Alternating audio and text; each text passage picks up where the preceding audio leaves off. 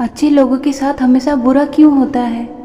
वही जो लोग बुरे कर्म करते हैं, अधर्म की राह पर चलते हैं, वो लोग खुशहाल दिखते हैं अपने जीवन में। आपने महसूस किया होगा कि जो लोग अच्छे कर्म करते हैं वो बहुत परेशान रहते हैं अच्छे कर्म करने के बाद भी, और जो लोग बुरे कर्म करते हैं वो ज़्यादातर खुश दिखते हैं। अगर आपके मन में ये सवाल आया है तो आज इसका जवाब आपको मिल जाएगा। ये जवाब वो है जो भगवत गीता में कृष्ण जी ने अर्जुन को दिया था। भगवत गीता में वर्णित कथा के अनुसार एक बार की बात है, अर्जुन भगवान कृष्ण के समीप जाकर कहा कि वो दुविधा में है और इसका जवाब वो श्री कृष्ण से चाहते थे। श्री कृष्ण ने पूछा कि क्या सवाल है? अर्जुन ने कहा, मुझे ये जानना है कि अच्छे लोगों के साथ हमेशा बुरा क्यों होता है, वहीं बुरे लोग खुशहाल दिखते हैं। अर्जुन के मुंह से ऐसी बातें सुनकर श्री कृष्ण मुस्कुराए और कहा, मनुष्य जैसा सोचता है और महसूस करता है वैसा कुछ नहीं होता, बल्कि अज्ञानता की वजह से वो सच्चाई को नहीं समझ पाते। अर्जुन उनकी ये बात समझ नहीं पाए। श्री कृष्ण जी ने अर्जुन से कहा, पार्थ, तुम्हें मैं एक कथा सुनाता हूँ, उसे सुनकर तुम समझ जाओगे कि हर प्राणी को उसके कर्म के हिसाब से ही फल मिलता है। प्रकृति हर किसी को अपनी राह चुनने का मौका देती है। अब वो मनुष्य की इच्छा पर निर्भर करता है कि उसे धर्म की राह चुननी है या अधर्म की। कथा शुरू करते हुए श्री कृष्ण ने कहा, एक नगर में दो पुरुष रहा करते थे। एक पुरुष व्यापारी था जिसके जीवन में धर्म बहुत महत्व रखता था। वो पूजा पाठ पर यकीन रखता था, दान पुण्य भी करता था। वो हर रोज मंदिर जाता था और हर रोज भगवान की पूजा करता था। वहीं दूसरा पुरुष बिल्कुल विपरीत था। वो हर रोज मंदिर तो जाता था लेकिन पूजा करने नहीं, बल्कि मंदिर के बाहर जूते चप्पल चुराने जाता था। उसे दान और धर्म से कोई लेना देना नहीं था। ऐसे समय बीतता गया और एक दिन बहुत जोर की बारिश हो रही थी। इस वजह से मंदिर में पुजारी के अलावा और कोई नहीं था।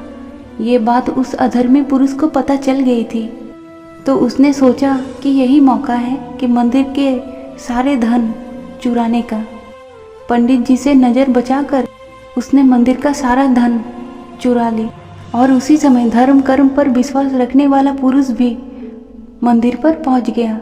दुर्भाग्य से मंदिर के पुजारी ने उस धार्मिक पुरुष को ही चोर समझ लिया और मंदिर के पुजारी बहुत चिल्लाने लगे। वहाँ के सारे लोग एकत्रित हो गए और उस धार्मिक पुरुष को बहुत मारा। किसी तरह वो लड़खड़ाते हुए जान बचाकर वहाँ से निकला, तो दुर्भाग्य ने उसका साथ वहाँ भी नहीं छोड़ा। मंदिर के बाहर वो एक गाड़ी से टकरा गया और घायल हो गया। फिर भी वो धार्मिक पुरुष लड़खड़ाते हुए घर जाने लगा, तो रास्ते में उसकी मुलाकात उस अधर्मी पुरुष से हुई जिसने मंदिर से सारा धन चुरा लिया था। उस अधर्मी ने कहा, आज तो मेरी किस्मत चमक गई, एक साथ इतना सारा धन जो मिल गया। ये सारी चीज़ें देखकर उस धार्मिक पुरुष को बहुत गुस्सा आया, बहुत बुरा लगा और उसने अपने घर से भगवान की सारी तस्वीर निकाल दी। और कुछ सालों बाद दोनों पुरुष की मृत्यु हो गई और मरने के बाद जब दोनों यमराज की सभा में पहुँचे और धार्मिक पुरुष ने जब अधर्मी पुरुष को देखा तो उसे बहुत गुस्सा आया।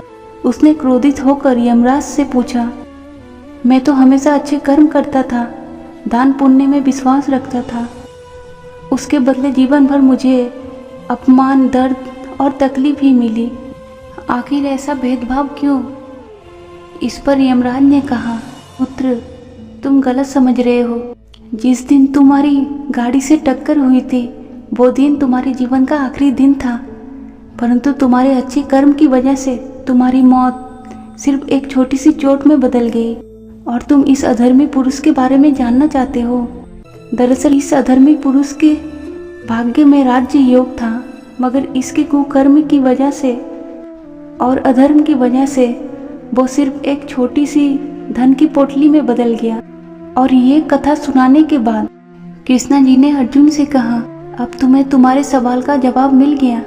ऐसा सोचना कि भगवान तुम्हारे कर्मों का नज़रअंदाज कर रहे हैं, ये बिल्कुल भी सत्य नहीं है।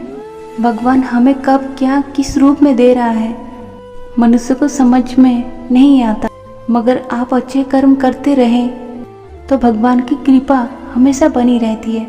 इसीलिए अपने अच्छे कर्म को किसी को बदलना नहीं चाहिए, क्योंकि उसका फल हमें इसी जीवन में मिलता है। इसीलिए मनुष्य का फर्ज है कि वो हमेशा अच्छे कर्म करते रहे, क्योंकि भगवद गीता में श्री कृष्णा ने भी कहा कि किसी की द्वारा किया गया कर्म बेकार नहीं जाता, चाहे वो अच्छा हो या फिर बुरा, कर्म का फल सबको मिलता है। आशा है कि आपको वीडियो ज़रूर पसंद आई होगी।